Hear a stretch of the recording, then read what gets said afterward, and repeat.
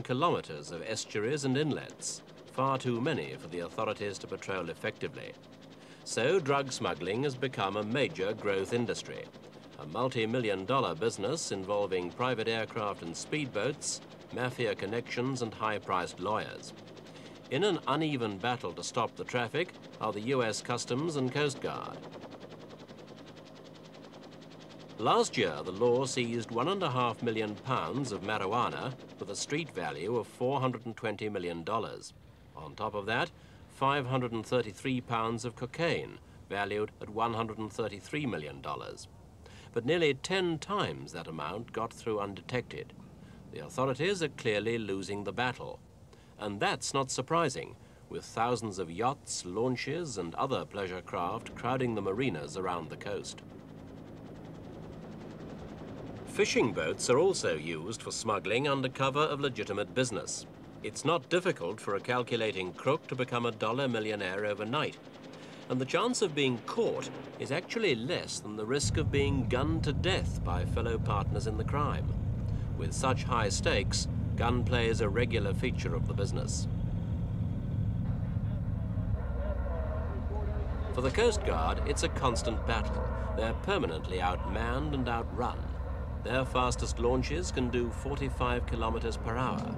The smugglers' boats, stripped of galleys and bunks for greater capacity, can reach 80 kilometres an hour, fully loaded. US Coast Guard Lieutenant Commander Douglas Rudolph. Basically, all that the Coast Guard is doing is patrolling these areas and stopping and boarding as many boats as possible. And usually it's just hit or miss. Do you think that the facilities that you have are adequate to do the sort of job you're being asked to do?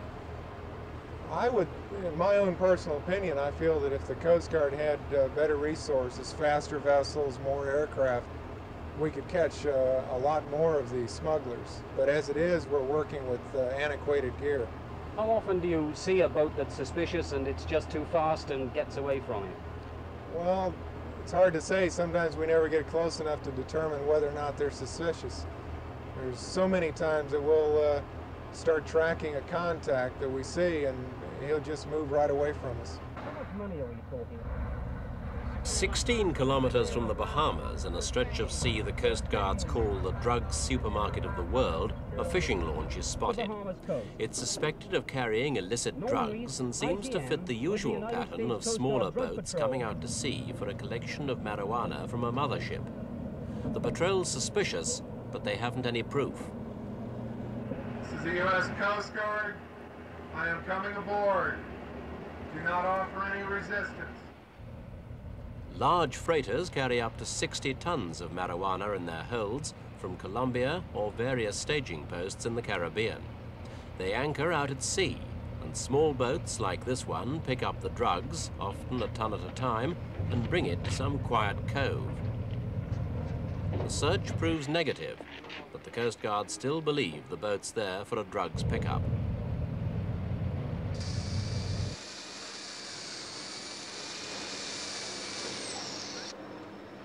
This haul of marijuana, packed in tin drums, is being opened by Miami customs men to see if packets of cocaine are hidden inside. So far this year, the authorities have seized 500,000 tons of marijuana.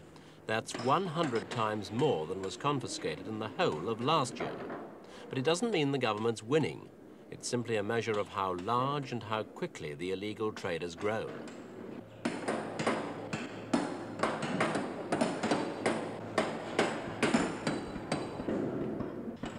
The confiscated drugs are burned along with city refuse at one of many incinerators in the state.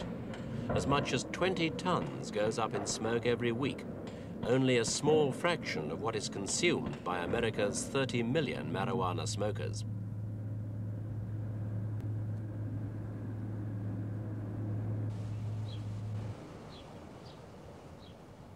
Vessels used for drug running are confiscated along with the booty, and local boatyards are packed with them.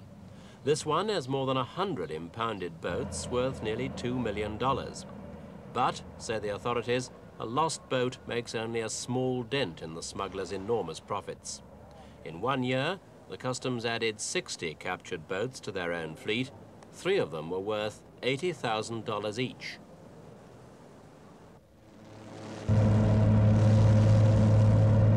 The illegal drugs business is attracting recruits all the time, and those just starting without much capital sometimes resort to pretty ruthless tactics: yacht jacking. The pirates board a boat and kill the crew. After using the boat for smuggling, they sink the vessel and return to the mainland in an innocent boat. There's little to connect them with the original crime. Clues drift to the ocean floor, waves obliterate the evidence.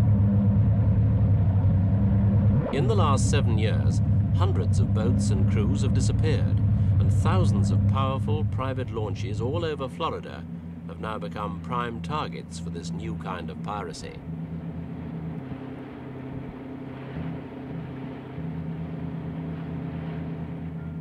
For the undermanned Coast Guard, it's a full-time job just patrolling Florida's huge coastline.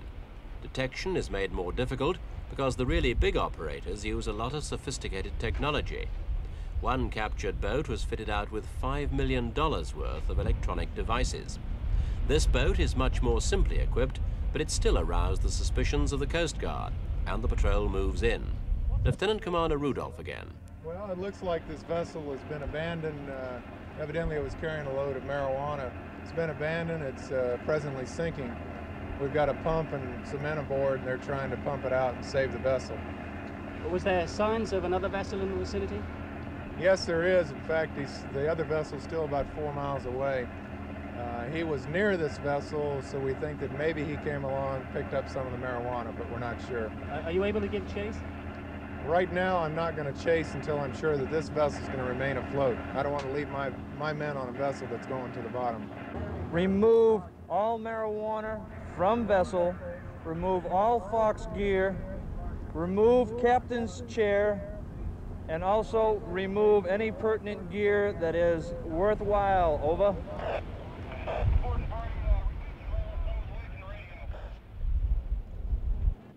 A small quantity of marijuana was found and collected as possible future evidence. The Coast Guards tried hard to save the launch before deciding it couldn't be towed and would have to be sunk.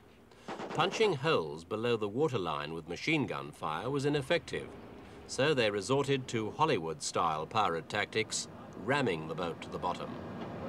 You got it, Skipper. For the smugglers, the loss is hardly more than a slight inconvenience in a business where huge profits are easy to make. For the Coast Guards, it's a tiny success in their battle against drugs. But until they get more men, faster boats and better equipment, this is a war they will continue to lose.